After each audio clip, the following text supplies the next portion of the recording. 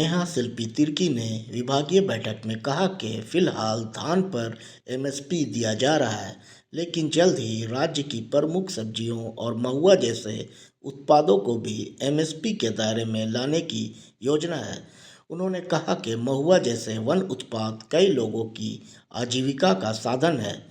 मंत्री ने जोर दिया कि सरकार की योजनाओं को सही तरीके से लागू कर अधिक लोगों को लाभ पहुंचाने और कृषि व पशुपालन के क्षेत्र में आत्मनिर्भरता बढ़ाने का काम हो रहा है। बताएगा। मैं भी आंसर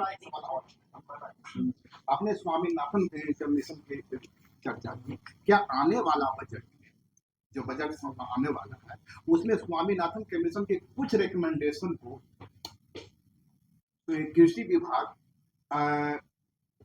तरजीह देने जा रही है क्या? ठीक है, मैं एक बात इसमें थोड़ा सा हट के आपको बताना चाहूंगी कि अभी क्या हो रहा है कि धान के लिए तो हम लोग एमएसपी दे रहे हैं जी। आने वाले समय में हम लोग कोशिश करने की हम लोग प्रयास कर रहे हैं कि जो बहुत मुख्य वेजिटेबल्स है, क्योंकि हमारा बहुत सारा झारखंड में बहुत सारी जगह से बहुत सारा सब्जियां निकलता है जो दूसरे राज्य भी जाता है। तो वैसे हालात में उन सब्जियों के लिए भी हम लोग एक एमएसपी डिफाइन करने का काम करें, वो भी हमारा प्रयास है। इसके अलावे बहुत सारे ऐसे फॉरेस्ट प्रोड्यूस हैं। आज यहाँ पे देखिएगा झारखंड जैसे राज्य में सबसे अधिकतर हम लोग महुआ भी देखते हैं, एक फॉरेस्ट प्रोड्यूस है। बहुत लोग अपना जीवन यापन इससे भी करें, तो इन फॉरेस्ट प्रोड्यूस को भी हम लोग कैसे एमएसपी से जोड़ा जा सके उसके लिए हम लोग प्रयास है। मगर जब तक इसको हम लोग कुछ ब्लूप्रिंट नहीं तैयार कर लेते हैं, मुझे लगता है ये अभी एक प्रयास के रूप में ही दिख रहा है।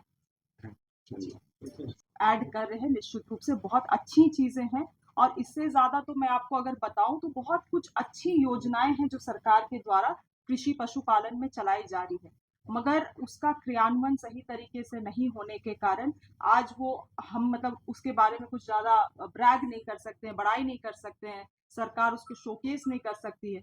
तो मैं चाह रही हूँ कि उन एग्जिस्टिंग योजनाओं में कुछ सर्कुलर के माध्यम से बदलाव लाया जा सके ताकि उन योजनाओं को हम लोग सही तरीके से क्रियान्वयन कर सके। और मेरा ध्यान विशेष रूप से इसमें है कि आज जो अधिक से अधिक लोग पलायन कर रहे हैं, अगर मैं आपको जो बतला रही हूँ जितनी भी योजनाएं अगर उसको हम लोग सही तरीके से अगर चालू कर देते, आम जो जो सर्कुलर में लिखा हुआ है, जो राज्यादेश में लिखा हुआ है, एमओयू में लिखा हुआ है, वर्ड बाय वर्ड अगर उसको एजेंसी फॉलो करती तो आज लोगों को यहाँ पे पलायन करने का आवश्यकता नहीं पड़ता।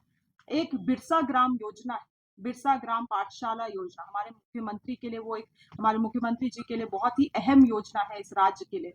उसमें इतना सुंदर राज्य आदेश डिजाइन किया गया है कि वहां के लोगों को ट्रेनिंग देना है, वहां के किसानों को मार्केट से जोड़ना है, मगर केवल और केवल कागज में। तो मैं चाहती हूँ कि जो चीज है हमारे सामने, जो मेरे थाल में जो पहले है उसको मैं खत्म कर पाऊं, उसको मैं पहले डाइजेस्ट कर लूं, उसके बाद हम लोग नई चीजों को जरूर लागू करने का काम करें। मैडम इससे जुड़ा एक सवाल।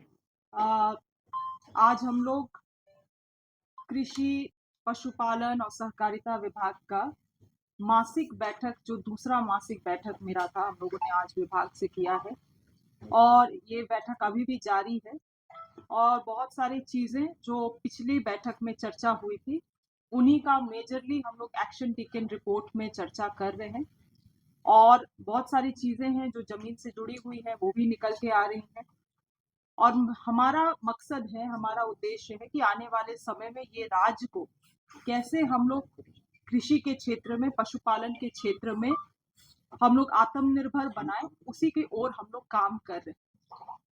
आज हम लोग हाल फिलहाल में आप लोगों ने देखा होगा कि हम लोगों ने 10 गांव के साथ बीज ग्राम के लिए एमओयू किया, मगर पूर्व में क्या हुआ था कि इसी तरह से बीज ग्राम थे, लगभग 10 बीज ग्राम, जो कि सही तरीके से संचालन नहीं होने के कारण फेलियर हो गया, क्योंकि हमारे पास उस समय मजबूत सीड कॉरपोरेशन भी नहीं था और seed testing agency, certification agency भी नहीं। तो हम लोग चाहते हैं जो बेस्ट ऑफ बेस्ट स्टेट में जो कॉपरेशन और सर्टिफिकेशन एजेंसी है उसको हम लोग यहाँ पे झारखंड में भी स्थापित करें। स्थापित तो है मगर फंक्शनल उस आधार पे नहीं है, तो हम लोग चाहते हैं उस आधार पे हम लोग फंक्शनल करें ताकि आने वाले समय में बीज के स्तर में भी हम लोग पूरे राज्य को आत्मनिर्भर बना सके और किसी और राज्य से हम लोगों को या कहीं और से बीज खरीदने की आवश्यकता ना पड़े। इसके अलावे 18 तारीख को चान्हो में प्रमंडल